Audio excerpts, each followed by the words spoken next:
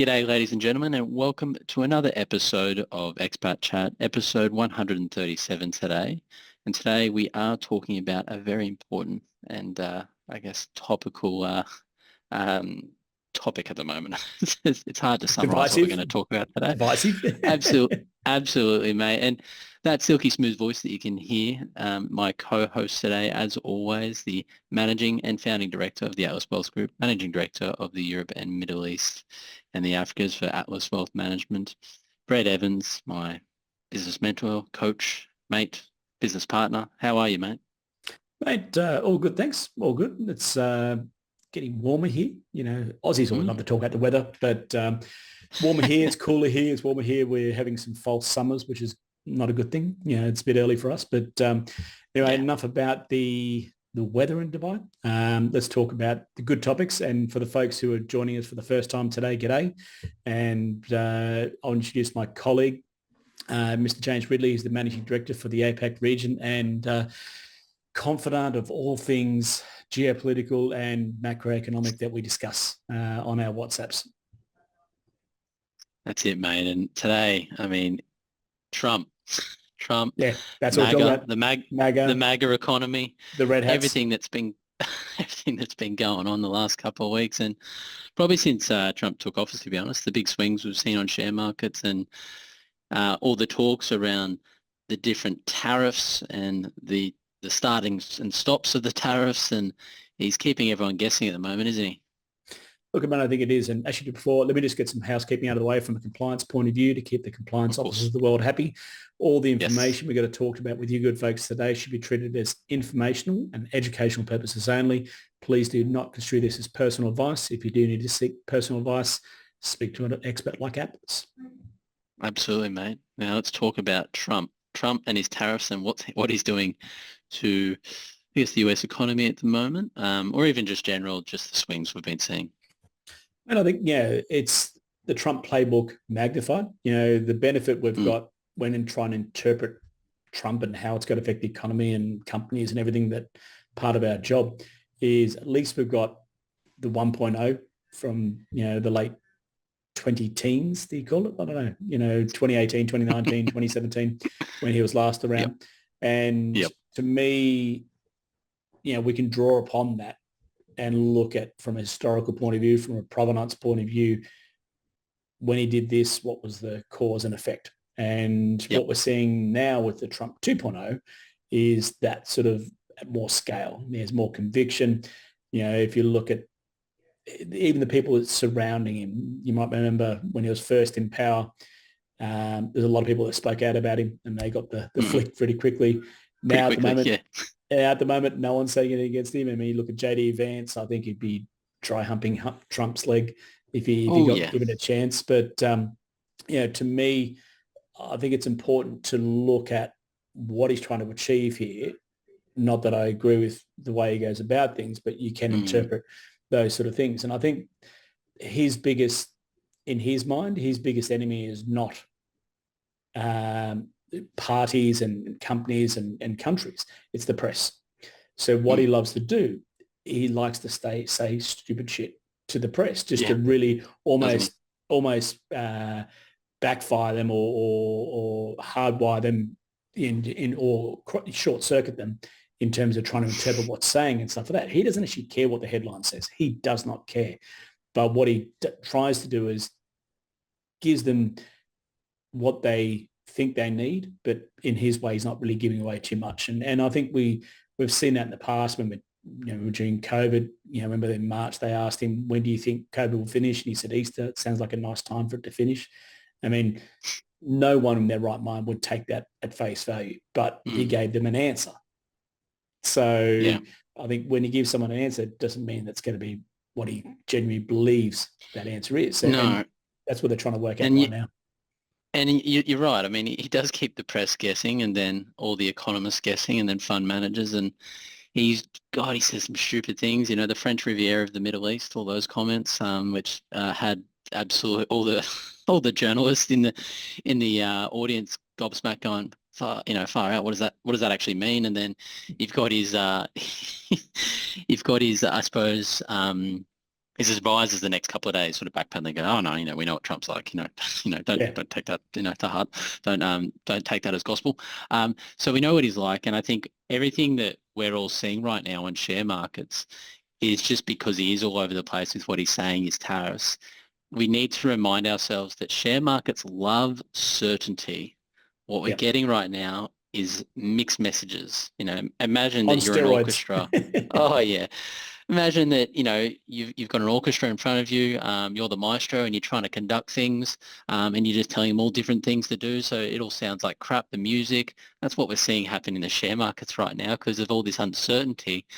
There's no consistent message that we're all receiving. On top of that, we've received some data. We've gone through earnings season, um, and there was some really good earnings. And then, Yeah. there was some poor earnings. There was some, I think, downgrades. I think a lot of the big banks in Australia, they downgraded saying, yep, no, we're not going to have the same kind of lovely net interest margin for the next 6 months because the interest rates are coming back. So that profit's going to hurt a little bit. But we all know how the banks perform. They're still putting out very large cash profits. So share markets didn't like that much. We're going through dividend season. So whenever we go through dividend season, after earnings season, share prices do actually pull back a little bit based on the dividend that's coming out to us. So we only see that on the share market. We don't actually see that hitting our bank accounts for another, I'd say, a couple of weeks, even maybe 1.5 months. But then, yes, you've got an idiot, which is causing a lot of uncertainty at the moment, and share markets don't like uncertainty. So that's why you're seeing all this all over the place, whipsawing a little bit. No, I think when you need to grab stuff and divide it into two angles. So there's the narrative and then the Mm, facts. So mm, let's put the narrative on the side. We've covered that. He loves to say some pretty grandiose things. Now let's look at the facts. And this is what we really care about. This is the underlying drivers of the economy and the world. We've got falling interest rates, big tick. mm. Market Yep. likes that. That's good for the economy. We've got falling oil prices, big tick. Economies grow when oil prices fall. Economies slow down when oil prices get too much. Oil's in everything. If you think It about it, is. it's in lipstick, it's in shampoo, it's in construction, it's in roads, it's in tires, it's everything. So oil prices really do govern the temperature of how the economy grows. And last of all, in Western economies, relatively full employment. Everyone's got jobs. Now, people say, but what about all these Doge, retrenchments and all that sort of stuff going on? That won't change the narrative too much in a country of 300 million people. Yeah. So there's a lot of largesse there on the contracting side too, which doesn't filter through to the unemployment numbers. And there's other bits and pieces as well too. So I don't think we're going to see dramatic spike in unemployment in the United States at all. No. So at the end of the day, if you stop watching the news, you walk out your front door, life is good. And that's what we need to focus on. As you said, US and Australian companies reported their December 31 results. By and large, very solid results. Mm. Companies aren't over leveraged. Companies aren't trading at extreme multiples, apart from a couple of, sort of 2 or 3 Text. standard deviations out, in the tech space or CBA or those sort of ones. Mm. But generally speaking, most companies are trading within their fair range, which is the most important Yep. part. As long as they're justifying their share price by delivering the results that the market expects of them, guess what? Happy days. Yeah. I think it's good to look back in 2018, 2019, when all these last tariffs that Trump last brought in, what the effect was 12 months later. And the effect 12 months later was, surprise, surprise, drum roll, the markets were up Yeah. because the noise abated and the facts of how the effects of those tariffs played out became more apparent than the actual narrative that was driving it. So if you look at Apple, it's a great example. When US put tariffs on China, Apple shares, anyone said Apple's done. Obviously they make their phones and their tablets in China, they're done. Apple shares were up 19% a year after Trump was last elected and he put tariffs in place. So Mm. is this, new version of Trump even bigger? 100%. He's going through a hit list right now. But to me, based on his style of statesman-like activities in terms of bullying his way into things, this is what's going to happen. We've Yeah. seen already backflips going on in the automotive space. Yeah. Tariffs Yeah. on tariffs on Mexico are except for GM and, and so on, and all the car manufacturers. There will Yeah. be versions. So what happens is Trump goes out with his big idea, and then his people, as you said, swoop through behind and say, well, we can't actually do that because that's going to hurt this. Okay, we'll just sign it off. Off we go. Off we go from there. That's So right. I think that's the most important part is, yes, the market's going through a lot of turmoil right now, but people are still turning up for work. The companies are still delivering the same results. People might say, but, all these tariffs are going to hurt companies. Some it will, yes, but by and large, no, it won't. And I'll give you a great Mm. example. We had the fortunate situation of sitting and having clients in some amazing businesses, massive multi-global businesses. And I was talking to one of my clients the other day about it. And I said, how does this affect you guys? And he's like, look, it's an annoyance. And we're talking about a top 100 global company. And he said, but we've already worked out, we have playbooks we work from. When this happens, we do this. And he said, all we do is divert our supply chains to get around Yep. this.